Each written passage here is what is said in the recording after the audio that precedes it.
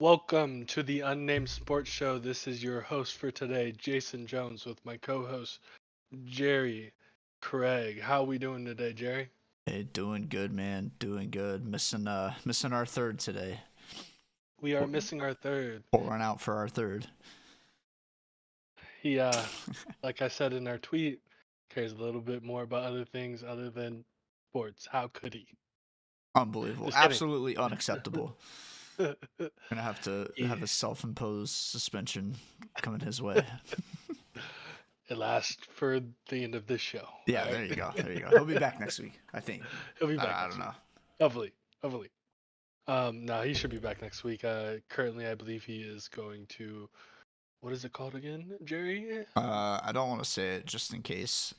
But yeah, it's Right. he's out of town. He's out of town. He's We'll out say of that. town. He's having fun. He's All he's right. having a good time. So we have a sports show, and all of our favorite sports show, the NFL, has ended, and we're thinking like, what are we gonna do? We gotta talk about the NBA now. We gotta talk about the NCAA. I mean, March Madness is coming soon, but it is not March yet. What do we have for the show today? And for today, I want to tell you, we have my favorite, some NFL draft talk for you guys. For a little tease, we're going to do the top 10 of the players that came from this 2023 draft class, and we're going to draft our own players to the teams that picked 1 through 10, and give you some reasoning and a little display for that. Mm-hmm. So, the first pick in the 2023 draft. Boo! Roger Goodell. Roger Goodell. Boo! The original pick was Bryce Young, and Jason, I go for the number 1 overall pick, Ohio State's own C.J. Stroud. Go Bugs! OH! All right. And spoiler alert, Jerry, I think you have the same pick. So I did have the same pick. I mean, how could you not pick CJ how Stroud could you first? not? Rookie of the year. Offensive rookie of the year. Absolutely legendary rookie season for him. Absolutely outperformed Bryce Young in every which way possible. I know they were on a better team, better coaching, but I don't know.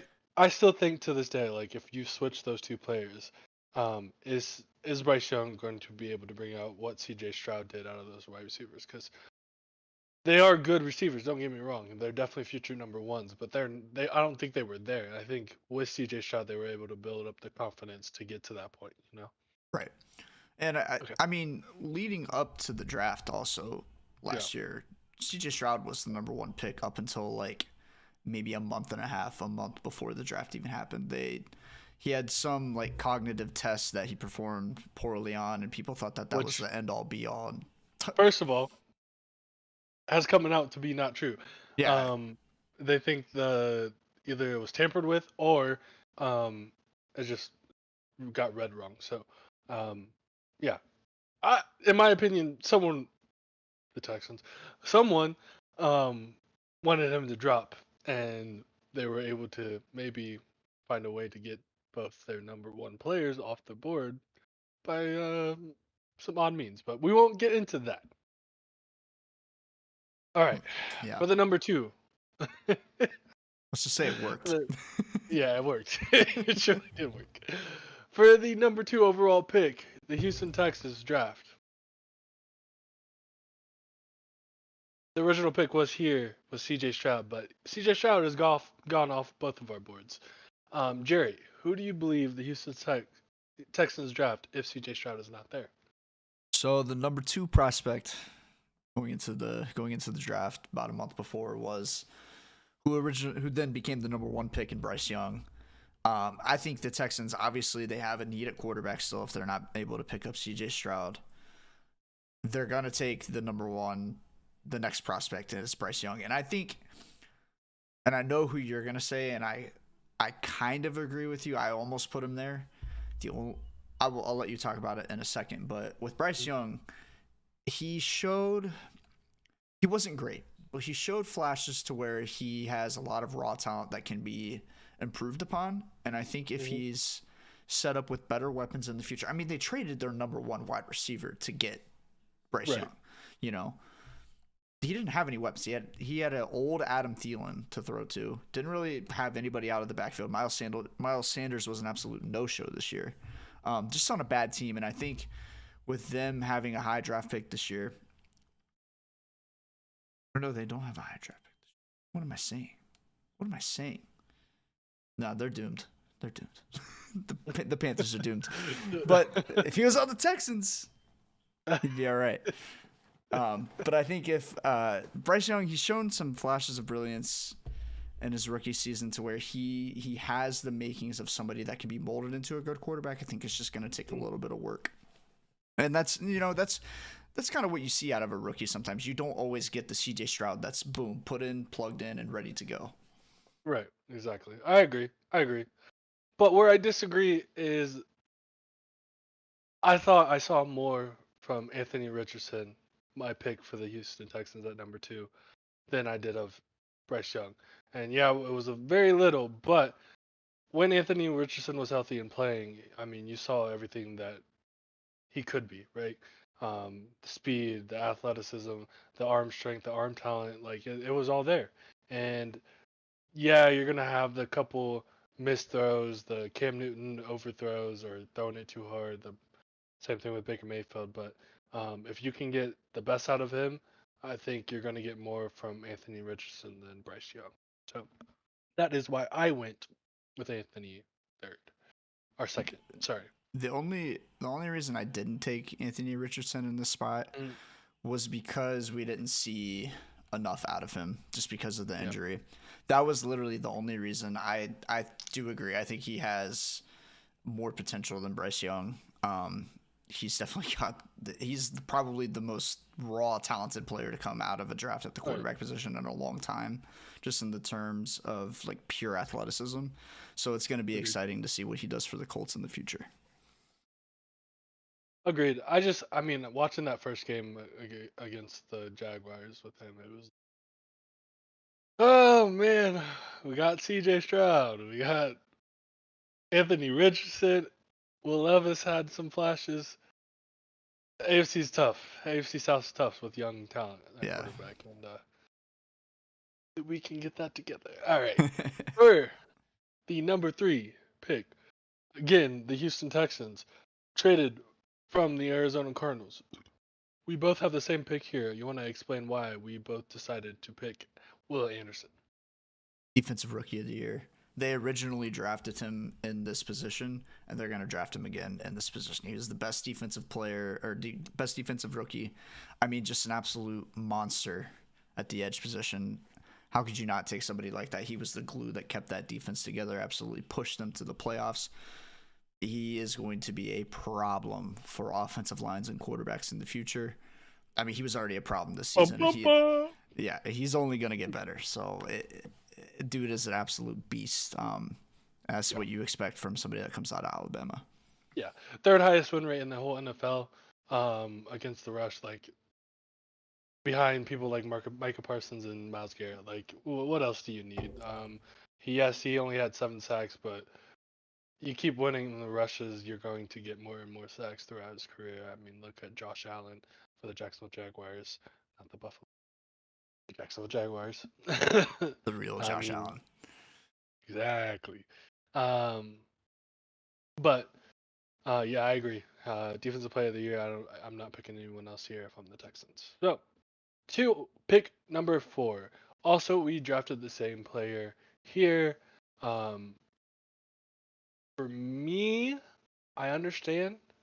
We both went Jalen Carter. The Colts do have. I guess it's kind of the same thing. The Colts drafted a quarterback here. For me, they have the ability to draft Bryce Young. For you, they have the ability to draft Anthony Richardson. Why do you choose Jalen Carter over Anthony Richardson?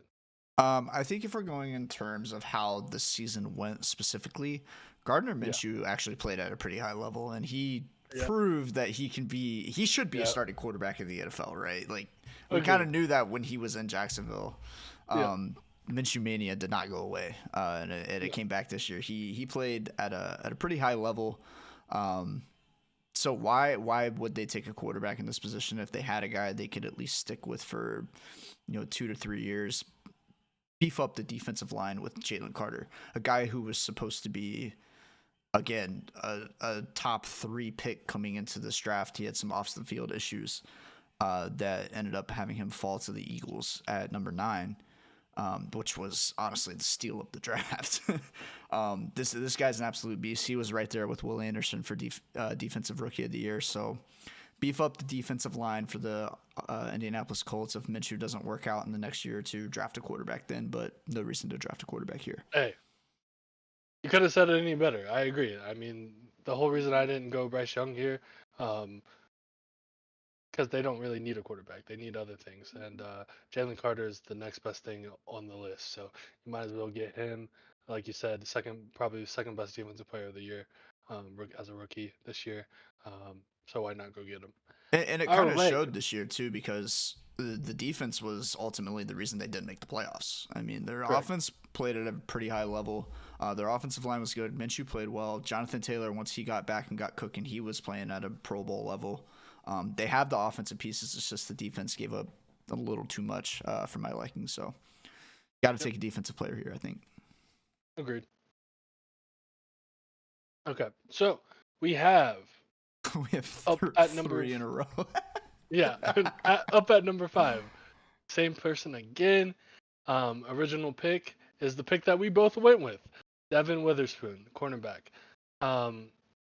What can you say? He was the best DB out of this draft class, arguably Brian Branch, but they needed a corner more than they needed a safety. So I'm going with Devin Witherspoon. And dude's height, weight, speed monster. He has the length, he has the speed, he has everything you need out of a number 1 corner. And he doesn't even have to be the number 1 corner because they have Tariq Woolen. So they have 2 Yeah. really good young prospects here. You just sure that position up for probably the next 10 years of your of their careers. And yeah, go out and get him and get some 2 lockdown guys. Like you couldn't ask for more for a defense. Yeah, their defense is going to be scary. I do think I have a theory about the Seahawks. I think they're going to be stuck in no man's land for a little bit here because I don't think Geno Smith he's obviously not like an elite top tier quarterback, right? So I think their division is hard enough with the Rams and the 49ers, and who knows what's going to happen with the Cardinals and Kyler Murray. Like their division is tough. So they're not going to be able to, I think, win a division year in and year out. So they're going to be fighting for a wild card spot. And with the likes of the Packers, the Bears coming up, the Lions, who, if the Packers and Bears are able to make a push, have a very good shot of winning that division. That means they're going to be fighting the Lions for a wild card spot. There's a lot of good like mid-tier teams in the NFC that they're going to have to fight with. So I think they're going to be in the same position as the Steelers, where they're kind of mediocre year after year if they don't end up going for a top tier quarterback or a top tier prospect here in the next, I don't know, year or two. But when you have a guy like Witherspoon that you can pair with Woolen, there's no reason not to take him, and he played at an exceptional level this year. That I think you just stick with the pick. And like you said, like look at who they have to play every year. Wide receivers for the Rams, Cooper Kupp, Puka Nacua. You need to. You have Deebo Samuel, maybe Brandon Ayuk if he gets re-signed. You need 2 good corners. Might need 3. You might need 3. You might need 3. But definitely need at least 2. So they do a good job with drafting Witherspoon there. All right, at number 6, we finally have a changeup for the Arizona Cardinals. Initial pick was Paris Johnson Jr. out of the Ohio State. He had a good season. I wouldn't say good. He had an okay season. He showed that he can be a decent tackle. He has to take another step up to be worthy of that 6th pick, I think, overall.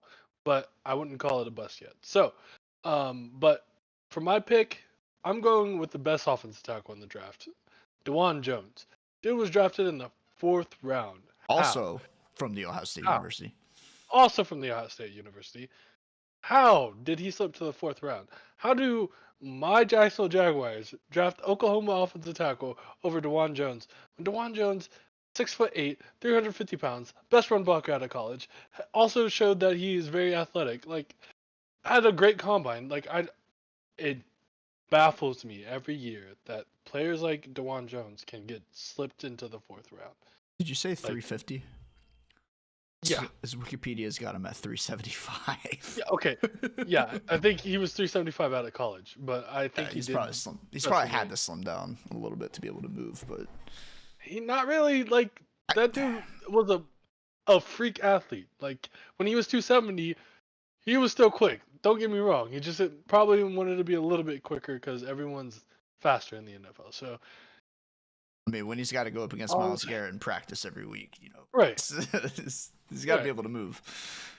Yeah.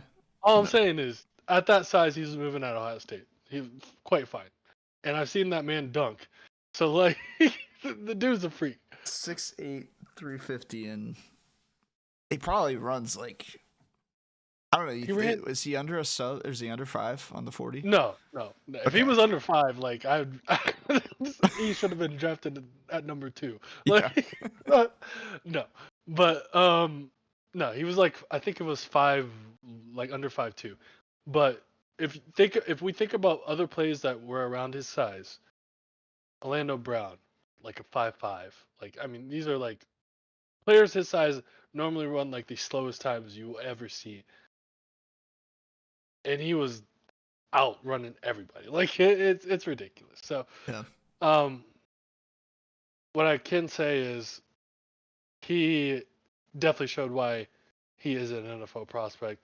I think he dropped mostly because people were worried about his motivation because he said his first love was basketball.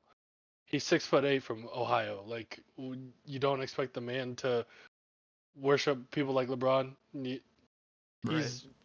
didn't go play basketball. He went to Ohio State to play football, and that's what he did. And yeah, he told you the truth, and you want to drop him because of that? No. He's obviously a hard worker because he went out there and is the best tackle out of this draft class, even though he was drafted in the 4th round. Perfect fit for the Browns. Like, kudos to you guys for actually not being stupid. All I'm saying is, if I see that dude pulling, I don't want to be in his way. Olay. Get out the way. Olay. That's a business decision. I'm out. Or you probably cut out his legs, and that may be why he got hurt this year. But that being said, like I said, there was some actual mix-up with this one. Jerry, who is your pick for the Arizona Cardinals at 6? Well, I do like the DeJuan Jones pick, and if this guy didn't play at a historic level, I would have also taken DeJuan Jones for the Cardinals. But how can you not take Puka Nacua on an offense that didn't really have any other weapons besides Trey McBride? Yeah, like Puka Nacua set offensive records, most receptions, most yards, and then set the yards for most yards by a rookie in a playoff game, or the record for most yards by a rookie in a playoff game. So, I mean, when you're drafted in the 5th round and you put up numbers like that, you're going to get on notice, especially, like I said in a previous podcast, on a team that had a former Triple Crown winner and still put up numbers like that. You're special. And the Cardinals need weapons. Like, they have Kyler Murray. Kyler Murray, I think, proved this year that he is elite. He's going to be good. He's going to be really good if he can stay healthy. He can run, he can throw, he can do everything. Although he's a little short, he's a little small, but hey, if he's able to get out of the pocket, it doesn't matter. Exactly. They need a weapon like Puka Nacua, and they need somebody on the outside. And I think he'd be the perfect fit for the Cardinals in this scenario. Their scenario is that the Chicago Bears trade away Justin Fields and draft Caleb Williams at number 1. That's probably their hope, because then Marvin Harrison's sitting on their lap, nice and pretty. But they have the 4th pick, right? Yep. 4th pick. And everybody ahead of them would be quarterback. So yeah, it has to be, right? Like, there's no way the Patriots are not going to take a quarterback this year. There's no way. I'd be absolutely shocked. I doubt it. I mean, I've heard rumors, but if if they don't draft a quarterback, I think it's more likely for them to trade down because they Yeah, have a guy, right? Something like that. There's yeah. if they don't draft a quarterback, someone's going to be willing to go up there and get a quarterback. I think, or well, Jaden Daniels specifically, but we'll see. Or JJ McCarthy.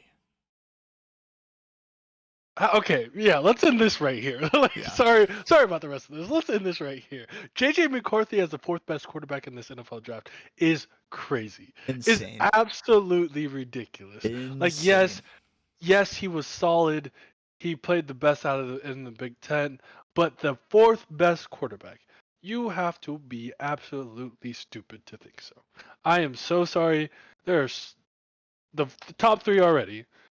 A lot of You're saying he's better than some people are taking him over Jaden Daniels, which is absolutely crazy, insane. crazy, crazy. And it's not that I hate JJ McCarthy. I think it would be a good second to third round pick. Take a chance on a guy, especially if you have time to develop someone, right? There are players like Michael Penix, who honestly, in my opinion, could be the second best quarterback in this draft I that agree. are getting ranked sixth. And it's crazy. The dude has shown the only issue that you should have with Michael Penix is his injury. He has the And arm his talent age. He's a little older in too. his age, but the way the NFL is working, quarterbacks are going to 40. So like, what does it matter anymore? Right. You look at Michael Penix. He has the arm strength. He has the ability to maneuver in the pocket. He has, I mean, the clutch gene. Like this dude won so many close games for them. Like, and it came down to him throwing the football. It wasn't, oh, we can run out the rest of we can go a whole second half running the football and win the game still. No, the team was relying on his arm, and he won those games. Mhm. And I'm sorry, JJ McCarthy, but in that case, like, where were you? Where were you when your team needed you to step up? You were snapping the ball and handing it off to Blake Corum. Exactly. And I really do. I do like what I saw from JJ McCarthy. I do think he can be an NFL quarterback. It's just going to take some time. But to draft him in the top 10 is crazy I think to draft him I think in the first in two the first round. rounds. I think first 2 rounds. If you take JJ McCarthy in the first 2 rounds, you're crazy. You are crazy. I think he's a late second day, maybe early third day guy. You cannot put him in a starting role starting out. There's no way he's not ready for it. He's not. I don't think he's. I just don't think he's. I disagree with you. I don't think he's NFL quarterback material. I don't think he is. He reminds me. I mean, you look at guys like Jake Browning, right? Well, what they were good Still a in two backup. different offenses. Jake Browning is an NFL quarterback, though. Is he not? Did we not I'm see enough saying. from I'm him to say saying. he's not an NFL quarterback? I don't think he's going to be. No. He should be. He I, should definitely be, in my opinion. yeah. He should definitely I be a guess starting if quarterback you're in the saying NFL. Gardner Minshew is a starting quarterback, he's Right. in the same boat. That's Yeah. that's what I see JJ McCarthy. Nothing great, nothing bad. Just middle of the road. He has a good team around him. He can handle that team. But nothing that he has is like, ooh. He has above average athleticism, above average throwing power. Can he read a defense? I don't know. I mean, that is a pro offense that he's in, so maybe he's actually better than what we've seen. I haven't seen the it from JJ McCarthy, right? Right. The comes down to the line, put the ball in my hands, I'm gonna go win that game. And that's what a first round quarterback should be. Some elite at multiple things, but maybe not everything. There's something that they have to be elite at, right? You have to be able to pull this out and be like, we can take this and run with this. I haven't seen that from JJ McCarthy. Right. You can build on the basics and he'll be good. I don't think I've seen the extra playmaking ability, the throwing power, the elite arm strength, whatever it may be. I haven't seen the eliteness from that. And sometimes doing everything good is fine, but to me that needs to be built upon, and I don't. That's not worth a first round pick in my opinion. I agree. I have a crazy scenario I want to run by you. Mm-hmm. I don't think it would ever happen, but fan fiction. We're going to talk about it. Yep. Do you think there's a scenario where in my division, a coach that just got hired to the Los Angeles Chargers would trade Justin Herbert up to the second or third pick to take JJ McCarthy, his college quarterback? Absolutely. He's been high on him. He's talked about him already. I know they just paid Herbert last year, though. There's like zero way. Right? Like, if he did that, I wouldn't say it's zero. I would not say it's zero. I'd say it's. I wouldn't say 1%.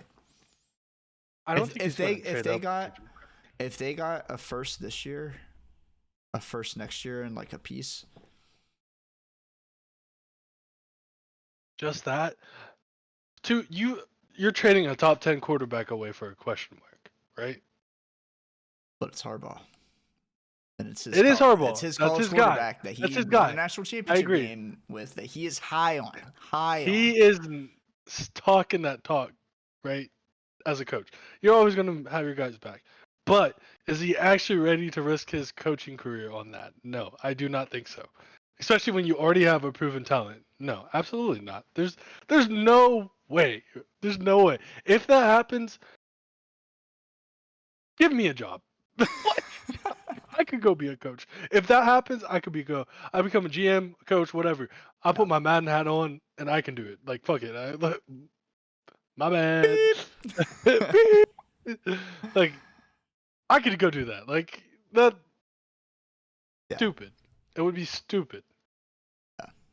I don't know. That thought just popped in my head and I was like, I mean, like, if there's one dude that's crazy enough to do it, if there's one, Harbaugh. I was gonna say, yeah, that's what I was gonna say. If there's someone crazy enough to do it, it's definitely Jim Harbaugh. Or Bill Will O'Brien. He do it? Yikes. Yeah. All right, let's move on. We got kind of sidetracked a little bit there. Okay. We're all right. Pick number 7. All right. The Las Vegas Raiders. All right. You have. Go ahead. Tight end from Iowa, Sam Laporta. Best tight end out of the draft this year. I like it. By far. Look, let's be honest. The Raiders need a lot of pieces. They need a lot of things. They could pretty much take anybody at any position here, maybe outside of wide receiver, and be all right. Even with wide receiver, I mean, I don't know. Who knows what Devontae's doing? But yeah, they could pretty much take anybody and be okay here. Why not take Sam Laporta? I mean, yeah, Sam Laporta, he was just incredible this year. If you have a young guy in Aiden O'Connell, his best friend is going to be his tight end. You might as well get him a good guy, a reliable guy like Sam Laporta. I mean, I know I almost put Bijan here because I think that would have been interesting, and who knows what Josh Jacobs is doing. He had a down year this year just because of they just sucked. But with Antonio Pierce, who knows what's going to happen this year? But give him Sam Laporta, something to build off of, a bright spot on that offense that was otherwise pretty abysmal this year, and see where it goes. I am going to go quarterback. So this is where Bryce Young falls for me. O'Connell's not it. O'Connell's not it. I'm sorry. He's gone after. If they don't find a replacement for him this year, he's definitely gone after this next year. So they go get Bryce Young. I think that keeps Devontae Adams a little bit more happy, a quarterback, and that makes Bryce Young a lot more happy than being without a wide receiver on this team. So they go get Bryce Young and fill out that offense, and That defense came ready to play last year. That defense won them a lot of games. So if you add Bryce Young, better arm talent than O'Connell, I think they're looking a lot better. I like it. All right. So next pick at 8, Atlanta Falcons. Original pick was Bijan Robinson. I repicked Bijan Robinson.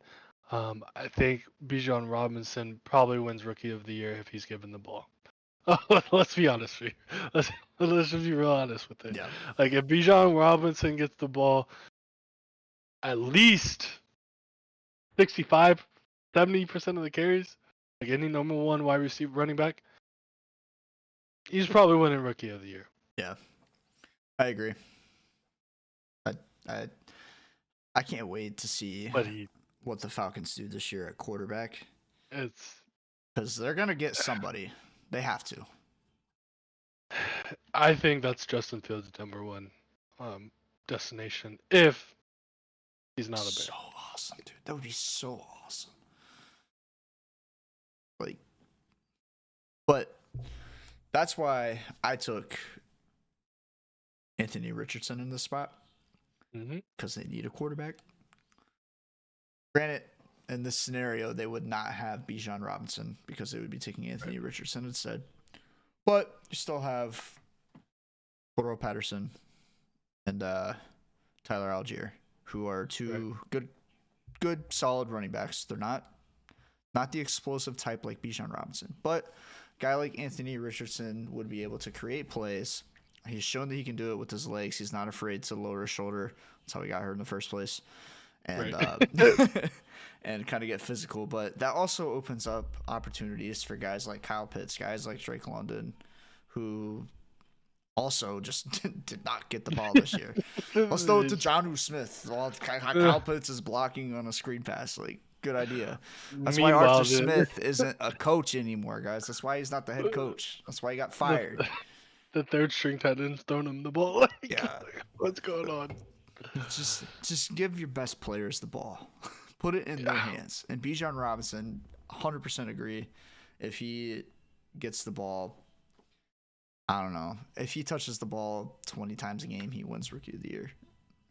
He just didn't for whatever reason. All right. So that is the Falcons, the Philadelphia Eagles, who initially were the recipient of the Jalen Carter fall.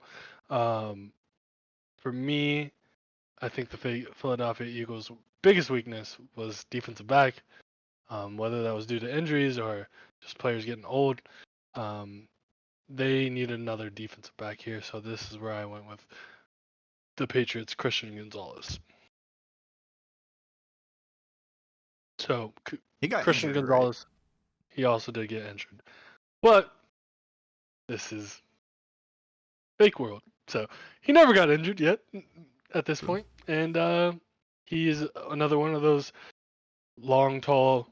He's definitely a winner of the combine last year. He probably, I want to say he had the longest broad jump and one of the highest verticals.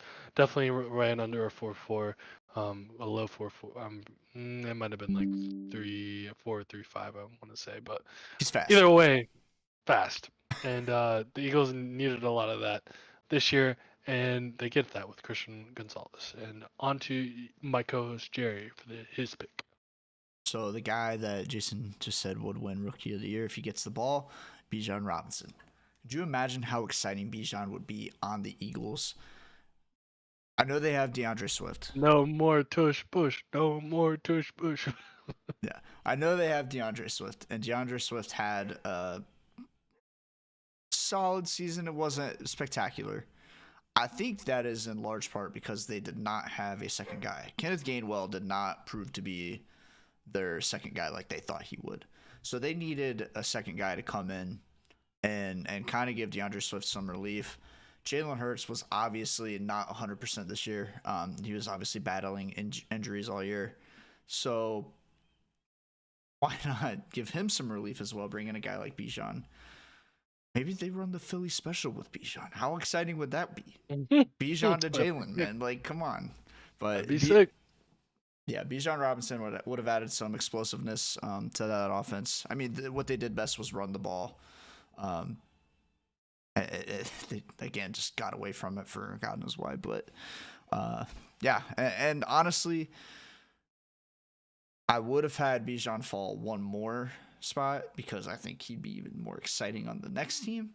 But I think the Eagles just needed somebody to give them some explosiveness, so that's why I put him there. Understandable. All right. And for the 10th pick, we have the Chicago Bears. Their initial draft pick was Darnell Wright, and Jerry went and doubled down on that. You want to explain why we doubled down on Darnell White?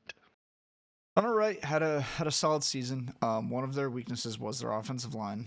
They couldn't really protect Justin Fields all that well.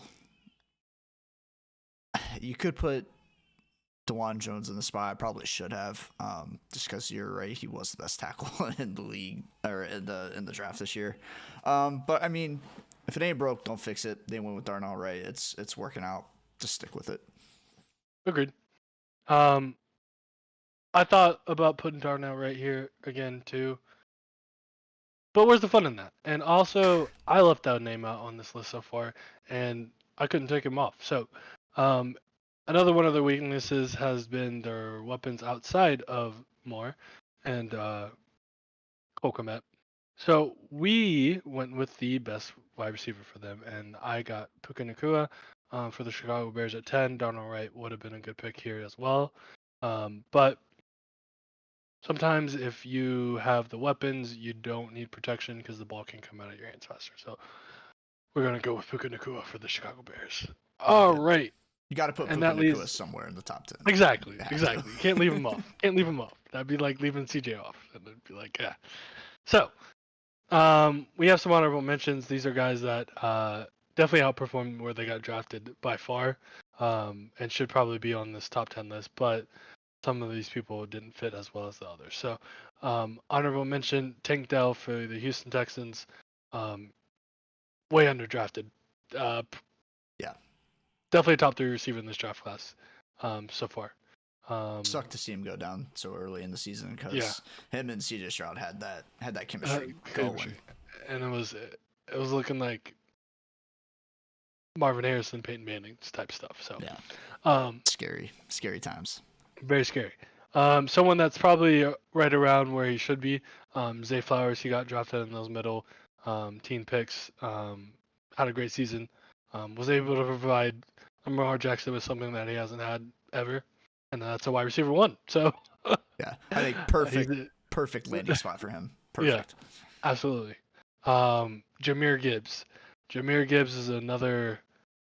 I wouldn't say he didn't get the ball. I wouldn't say that Jahmyr Gibbs deserved the ball more, but like Bijan. But what I will say is, I would like to see him get the ball more, like Bijan Robinson, because another very explosive player. Because yes, what they have with Montgomery is good, but Jahmyr Gibbs is the full package. He can catch, he can run, and every time he had the ball, he was making explosive plays. And what they have going is good for Jahmyr Gibbs overall because less touches. When it comes down to that contract time, he can be like, "Give me my money." But definitely would like to see him get the ball more. Yeah, he's in that weird scenario where he's not a true number 1, right? Like it's a 1A, 1B type thing. The Falcons are different because Bijan should be a true number 1, right? He should on that team. He should be a true number 1 running back. Jahmyr Gibbs is a 60-40 guy. Like he's going to get 60%. David Montgomery, who is also a very good running back, he has proven that he's a very good running back, especially down inside the red zone. He's that power guy. He can punch it in from 5 yards out if he needs to. Yep. He's the 1B 40% guy. I think if Jahmyr Gibbs is in a scenario where he is a true number 1 this season, I think he actually wins Rookie of the Year. I think he's that good. He's that explosive. And you're saying if Bijan and Jahmyr Gibbs got the ball, yes. That's 70%. You think Jahmyr Gibbs? Okay. Granted, depending on what team he's on, there's a lot of factors, but I think he had that raw potential to be a Rookie of the Year caliber Yeah. player this year if he was a true No, number one. I agree. I think a lot of people hate when running backs get drafted in the first round now. But some players are deserving of it and are also deserving of a contract. Whether they get injured or not, it doesn't matter. Those players make your team better, right? Like Christian McCaffrey, Saquon Barkley, but you want to go pay Daniel Jones $40 million instead of paying the guy that actually got you guys there. So, Yeah. I agree. I think Jahmyr Gibbs is that special type of player. But fourth honorable mention, we have Brian Branch, safety for the Lions. Let's just put it up here. The Lions, They won the draft, bro. They killed you it this did year. you did your thing, all right. You did your thing. How do They you got come out of a draft with Jahmyr Gibbs, Brian Branch, and Sam Laporta, dog? Come on. Sam Laporta and Jack the Campbell. linebacker. Yeah, everybody was hating on them. Yeah. Like you No, drafted a linebacker and a running back in the first round. All of them performed over exceptionally well, but Yeah. yeah, no, Well, let's not that was a forget draft class. also Penei Sewell is like panning out to be a Pro Bowl caliber guy. Like they are crushing it in these drafts. He's the third best tackle in the NFL right now, in my opinion. Yeah. Yeah. All right. Yeah, no, they're And crushing then, great pickup. Next pick for honorable mention in our last pick. I decided to sneak in Joey Porter Jr. there. Out of all the cornerbacks in the NFL as a rookie, he had the lowest target rate. Sorry, not target rate. What is the stat? Sorry. I don't know what stat you're going for. He was drafted by the Steelers, by the way, for those who don't. Yes, sorry. For those who don't He was know. drafted by the Steelers in the second round, first pick. But the Steelers got that pick and drafted Joey Porter Jr. Let me think of the stat, and I'll have it for you as soon as I look at it. But that being said, he played lights out. Where they were hurting, especially at the cornerback position with age there. Patrick Peterson was there. They picked Joey Porter Jr. Didn't expect him to start right away, but he did, and he outperformed everyone. I remember seeing in the offseason him getting completely mossed. But he definitely outperformed his expectations, and I think he is well deserving of that. Yeah, one of the bright spots on the Steelers this year was their defense, largely because of T.J. Watt. How can you not have a good defense when that guy's on that side of the ball? But another large part was Joey Porter Jr. He played at an exceptional level. Yeah, I mean, what more can you say? He's following in his daddy's footsteps. Facts. All right. And that is our redraft for the 2023 draft. We will temporarily go on to intermission. You guys will love what you see. This is the pain of what happens when the Chiefs again win the Super Bowl. Chiefs.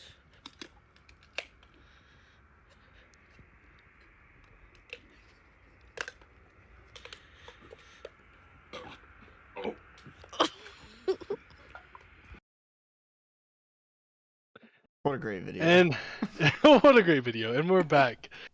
Like I said, quick intermission.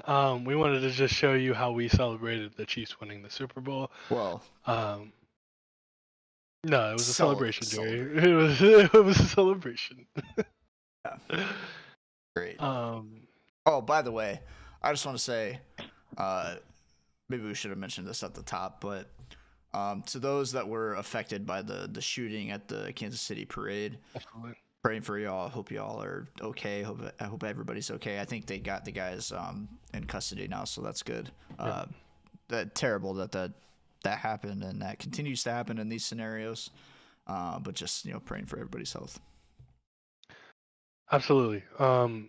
Seen some great things out of that though. The Travis Kelce and the Mahomes family donating a bunch of money to the GoFundMe's for that. Yeah. So I think respect Taylor to those. Swift did as well. Yes, absolutely. Yeah. Taylor Swift too. That's awesome. Yeah. Glad to see that at least. On to our NBA midseason awards. So as this week, and after this weekend, this weekend, the NBA All-Star weekend. There was some fun games. You see the Celebrity All-Star game, the dunk contest, the three-point contest. But we wanted to kind of talk about at the end of the season who we believe deserves the awards, like MVP, Rookie of the Year, Defensive Player of the Year, Most Improved, Sixth Man of the Year, and Coach of the Year. So we have MVP first, and my MVP for this year, young buck that took away starting role for Stephen Curry in the All-Star game, SGA, and he's been balling. Like he's carrying that team. That team is second right now in the West, and the West is, I think, the deepest conference. So We're second right now? yeah, I didn't know that. Wow. Yeah. All right. Crazy. Yeah. So, the Thunder are balling, and he's the main reason. He's the engine. You have a good season out of center. Chet Out of Holmgren. my brain go. Thank you, Chet. He was this close from sneaking out Rookie of the Year odds favored. He had it for about a month or two. It's not over yet. And he was. It's not over It's not over yet. It is not over yet, but game winner. No, game winner. I thought he would be higher in the defensive player of the year odds. He's like fourth or fifth. Last time I checked, he was like second. He was getting a bunch of blocks, a bunch of defensive rebounds. But that kind of died off. But point is, SGA, my MVP. Jerry, who is your MVP? Yeah. My MVP, Nikola Jokic, the Joker, reigning Finals MVP. He did not win MVP last year. Kind of got snubbed, in my opinion, honestly. I know Embiid played at a pretty high level. They're like 1A, 1B. But guess who definitely ain't winning it this year because he been injured too many games. My leg. Yeah, exactly. Nikola Jokic, he's just like when you think of prime athlete, prime basketball player, ripped, yoked, like 6'7", 6'8", absolutely shredded, 1% body fat. Jokic is probably 40% body fat, honestly. That dude is huge. He's some goofy white Serbian that just comes in, balls out, drops 30, 10, and 10 easy, and then goes back to his horses. Easy. He's out of there. Jokic is a monster. He kind of had a slow start to the season, largely in part because of the injuries on his team. But now they're kind of on a run here. They're sitting, I think, in the 4th seed in the West. They're not leading the division. They are, I think, tied for the lead in their division. But dude is an absolute monster, and he's going to turn it up. We all know that the regular season in the NBA does not matter. All that matters is getting to the playoffs, and Jokic is going to be the guy. I know the MVP is a regular season award, but if they got to fight for a spot, they got to fight for the division lead. Jokic is going to be the guy to get them there, and he's going to do whatever it takes to get there. And he's been there before, so he knows what it takes. Facts. All right. We have Rookie of the Year, and this is a unanimous Victor Wembanyama for the both of us. What can you say? He's a freak. Dude is 6'3". No, that man is like 6'4", 6'6". 7 foot. foot. Sorry. 7'2", 3". No, that man is 7'4", 7'6" pushing. And his arm length, I mean, the man literally takes 2 steps from the 3-point line and is already there, ready to dunk. Like, the passes that they have to him, he's like literally back to the basket, grabs the ball and just puts it behind his head. Are we kidding me? Like, Yeah. It's easy. It's very easy. And what I like the most about him is when he plays his best competition, that's when he plays his best. And yeah, normally you wouldn't say that's a good thing because you play down to your competition. But when he sees these superstars, Kevin Durant, Giannis Antetokounmpo, he doesn't get scared, and that's what I like to see. Like he can play his best basketball against the best. And some of those games that that he had with the Suns, they were heaters, and Yeah. he just seems to keep getting better, and I can't wait to see him with some weight on his body. Yeah, he's I like that too. He's able to rise up to the challenge. He's not afraid to do it, which is a sign of a guy that's probably going to win an MVP in the future. Like he's that kind of guy. And I don't think we've ever seen this in the NBA before, but a guy that can block a 3-point shot from 8 feet inside the 3-point line. How is that possible? How is that legal, bro? Where are they growing these people? They're making them in a lab, dog. Like it's absolutely nuts. He can do everything on the court. 7'6" and can handle the ball. The NBA is just a different game, man. It's just different. That's wild, but yeah, I mean, the second Wemby came in the league, he won rookie of the year. I've been saying he's a bust all year. He ain't a bust. He ain't a bust. He's gonna be exciting. Yeah, absolutely. I mean, like, just watching any of his games, it's crazy. Like, your brain can't fathom what's going on because you've never seen it before, and it's like he does it consistently, and it's not okay. But I saw a video. I think it was the last game that they played. I forget who it was against, but dude is stretching out like over 2 people and dunking, and somebody quote tweeted it and said this is literally Michael Jordan from Space Jam because he's like stretching so far. Like how? Like what are we doing here, man? I wish it was that easy, you know what I'm just saying? Like, the alley-oops is what gets me every time because it's like everyone wants to jump up with him, and then he's just already just put it up there. He's gotta go get it. Yeah, that's crazy. Okay, so on to the next. We have Defensive Player of the Year, and Jerry has a little homer for us. You want to explain why you decided to pick Jared Allen for Defensive Player of the Year? The Cavs are not getting any love this season, dog. They're not. They are on an absolute heater right now, and it's largely because of this guy, Jared Allen, who is just an absolute rock in the paint for the Cavs. He's blocking shots left and right. I mean, he's got a double-double almost every single night. Just an absolute monster paired with Evan Mobley. How are you going to compete against 2 7-footers that one guy's inside? He's a rock. He's huge. He can dunk. He can jump out the gym. He's got it all. And then you got Evan Mobley, who's kind of a stretch 4, but he's also got that same athletic ability. So them two paired very well together. A lot of difficult things for team, or a lot of difficulties inside for teams. And Jared Allen has really impressed me this year before the injury, but he plays Joel Embiid very well. Joel Embiid and Jokic both, he plays them very well. He's very good at agitating them and not giving up the inside. He forces them to play outside, which is Jokic is fine playing outside, but Embiid does not want to play outside. He wants to be down inside because he's a huge dude who can get in there, get the mismatches.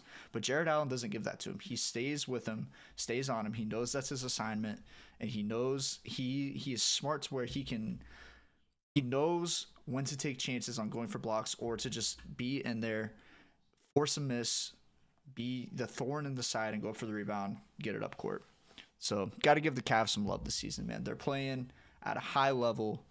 Somebody's got to win something. I agree. I mean, I agree. I really like what I've seen from Allen this year, especially with Mobley being out for the time he was. He stepped up a lot, and it is a shame that none of them made the All-Star team other than Spida Mitchell. Thank you. But that being said, the real defensive player of the year, unfortunately, has to go to Rudy Gobert. That man has been playing lights out on defense. He has been. I mean, I didn't watch that many games, but when I started, boy, I was like, this is the old Rudy Gobert. Like, this is the Rudy Gobert everybody was afraid of. He's also another 7+ freak, long arms, and just longer arms than natural at that size. Like, and that's not okay. Like, they're already 7'2", they're gonna have long arms, but their arms are out of the normal range for someone their size as well. So, it might be easy to get those blocks, but if affecting the whole defense, and I think he's probably the best when it comes to that, and um, putting fear in the opposing team's centers, and just being able to get those blocks and rebounds and consistency is because I think that's what we've been missing from him in the last few years. Like Rudy Gobert, always been dominant on defense, but there was a point where everybody was afraid of him, and then you don't hear much from him in the last 2 years, and then he goes back this year. I think this is the year he's shown his potential and what he should be. Yeah, he's awesome. He's a very good player. Paired with Towns, scary duo. Very similar to Allen and Mobley. Two huge guys inside that can just, they're not going to give up any points in the paint. It's just not going to happen. I will also say, going back to Jarrett Allen, I'm a little biased towards him because I think it was 2K16 when I played when he was on the Nets. He was always, I traded for him one time. Yep. And dude was just awesome. It was just so much fun to play with. So I was super happy when the Cavs got him. But yeah, I mean, Gobert's probably going to win it. He's won it before. Just a rock on the inside. We got, I'm seeing we have 2.1 blocks per game for Rudy Gobert. And Jacob Vanscoy, I see you out there. We see Rookie of the Year. I got Brandon Miller. In my opinion, humbly, you're wrong. Man's average is having a good rookie season. Don't get me wrong; he's playing solid, but he's averaging 16.6. We got 4.1 rebounds and 2 assists per game. Great, good numbers for someone that's a Wemby is averaging 3.2 blocks a game. Yeah, Wemby could possibly win Defensive Player of the Year. Honestly, like, let's not put that aside. He's averaging 10 rebounds and 20.5 points a game. So yeah, respectfully, honestly. no. That's insane, man. I didn't realize. Yeah. Wow. Yeah. 3 blocks over 3 blocks. I mean, when you're 7'6", you should be getting it's 3 blocks easy. a game. It's easy. Yeah. Ugh. All right, what do we got up next for? Oh, I haven't been switching the. I forgot I made things for all these. I haven't been switching the scenes, my B. All good. All right, here's Rookie of the Year, Wemby, Defensive Player of the Year. I got Jarrett Allen, Jason's got Rudy Gobert, and now we're on to Most Improved Player.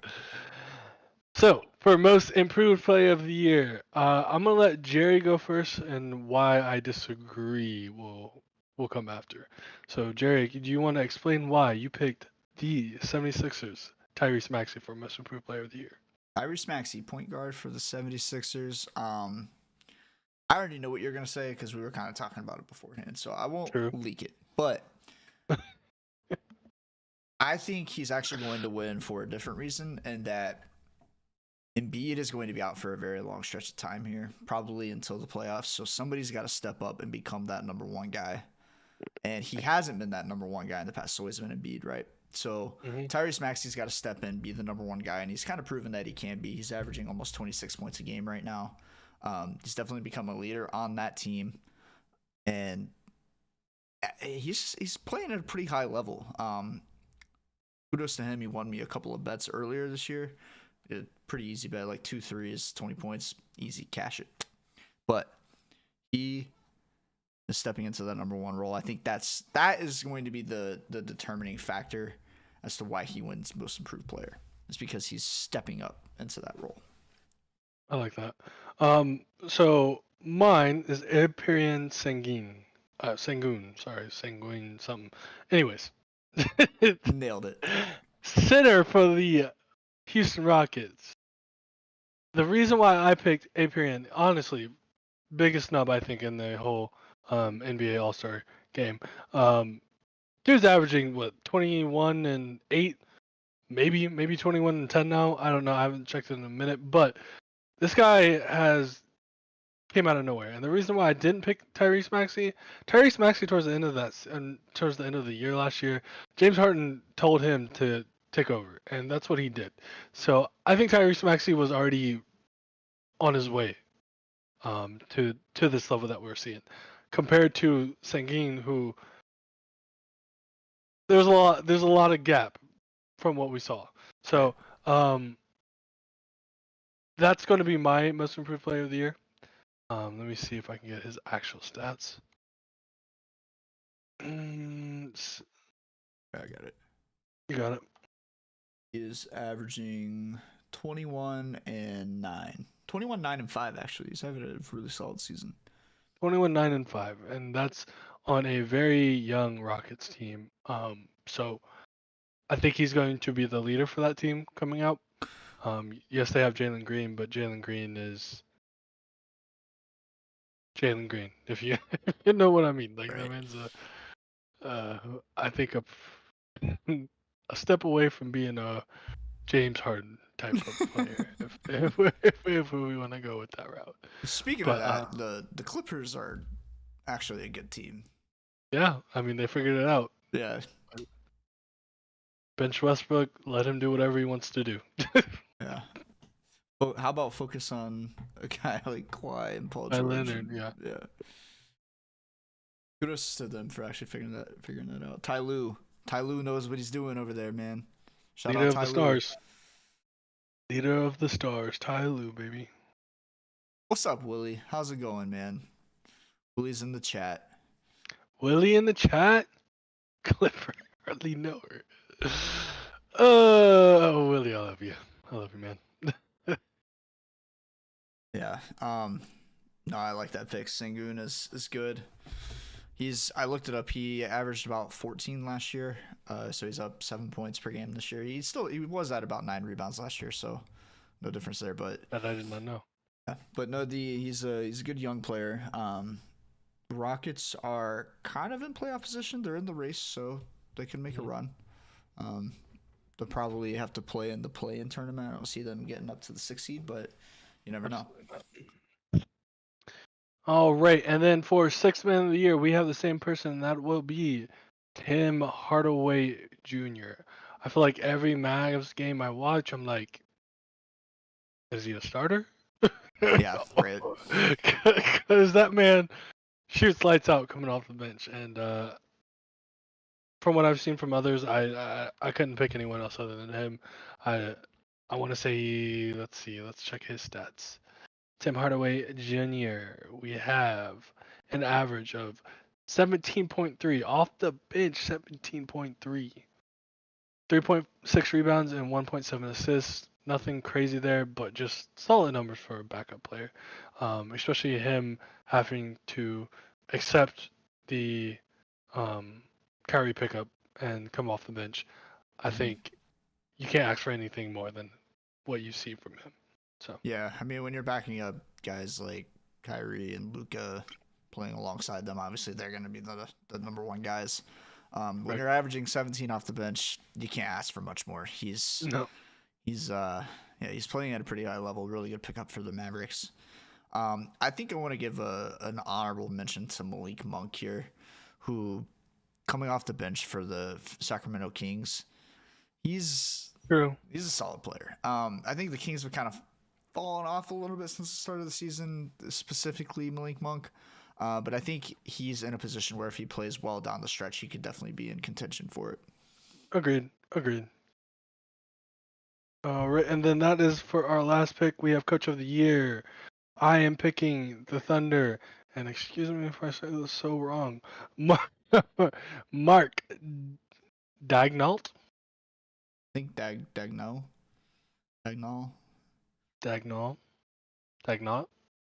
Either or. He is the Thunder's head coach, and he has taken that team. I think, again, another really young team. You don't have core leadership there until the young players like SGA come into their own, and they definitely have. I mean, SGA last year was scoring 30 plus a game. This year, shown that he can still do the same. So, the very young team, the leadership has to come from the coach, and he's definitely directing them down the right path. I think they're very hungry and are looking to actually do well in the playoffs this year, and I think they can with him as coach. So Yeah, I think they're probably like maybe like 2 years out from being a true contender for a title, just because of their inexperience and how young they are. But you're the 2 seed in the West as young of a team as you are. Kudos to you. You're on the right path, that's for sure.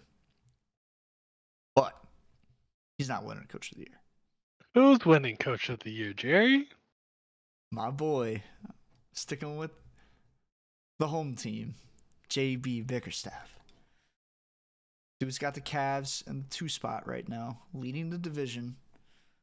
It could very well be making a run at the 1 seed. They're 6 games back, so probably not going to happen. The Celtics are just too good of a team. They're obviously the odds-on favorite right now. But JB. But we've been knew that. Yeah, we've been knew that. Y'all can have the 1 seed. Y'all can have it. Hey, you know what happened to the 1 seed last year? Got swept in the first round. Bounced out. We don't want the 1 seed. But if you want to give it to us, we'll take it. Now, JB Bickerstaff, fighting through injuries to key players like Darius Garland and Evan Mobley, who are out for an extended period of time, and still has the guys in the 2 seed. Dude knows how to coach. He knows his matchups very well. He's able to get guys like Sam Merrill going. Like, how do you get Sam Merrill going? The dude is playing. Exactly. Yeah, dude, splash. He can splash. That honestly, we could have a player easily win a 6-man of the year award. The way the bench has been playing lately. I mean, injuries have been coming through, and they have been shooting lights out. I mean, 15 from Merrill, 15 from Karras.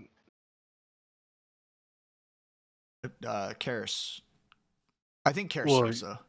Yeah, well, no, Karras comes off the bench. It's but not. I wasn't talking about Karras. I knew the Karras' name. I was thinking of the other guy. Yeah. Okoro?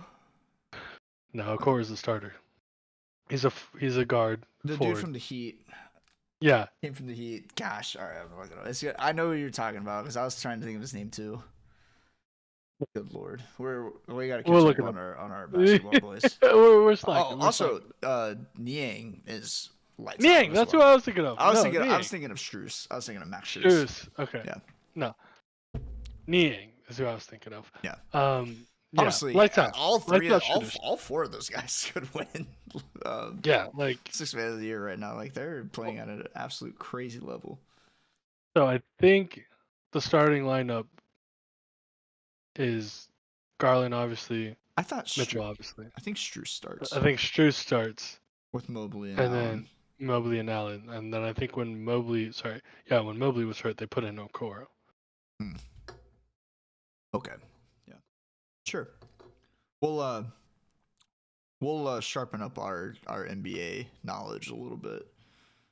But that being said, Coach of the Year, JB. All right. Bring it home, baby.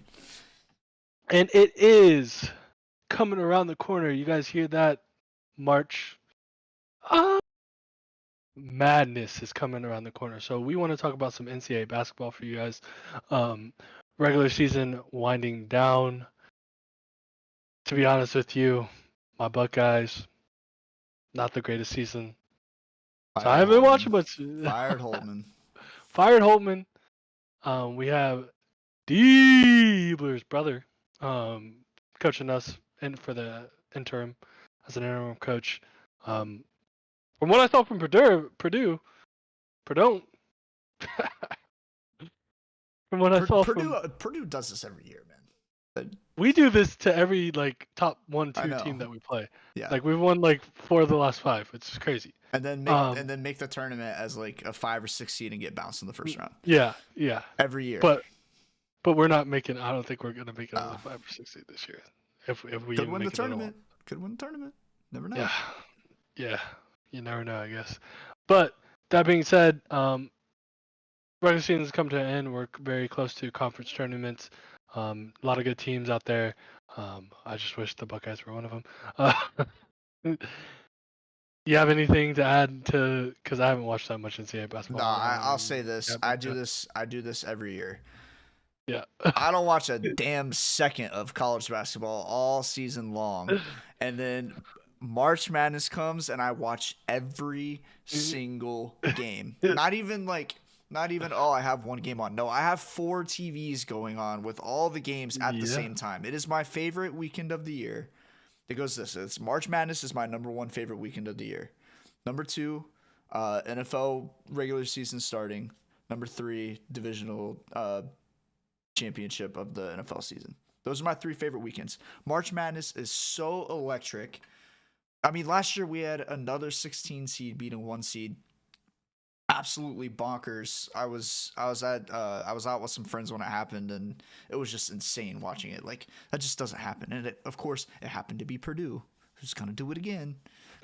Zach Edey can't play, but yeah, no, I don't watch a second of regular season college basketball. I've maybe in my life watched like 5 games of regular season college basketball. I watch it when Ohio State's good.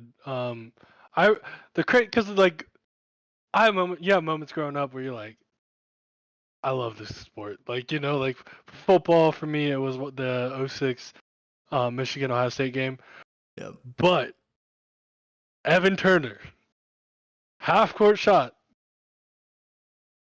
in the tournament. Oh my goodness. We were watching that in class because our English teacher was watching it. So he allowed us to watch it. That moment, it was like, yeah. Yeah, I love March Madness. This is crazy. Yep.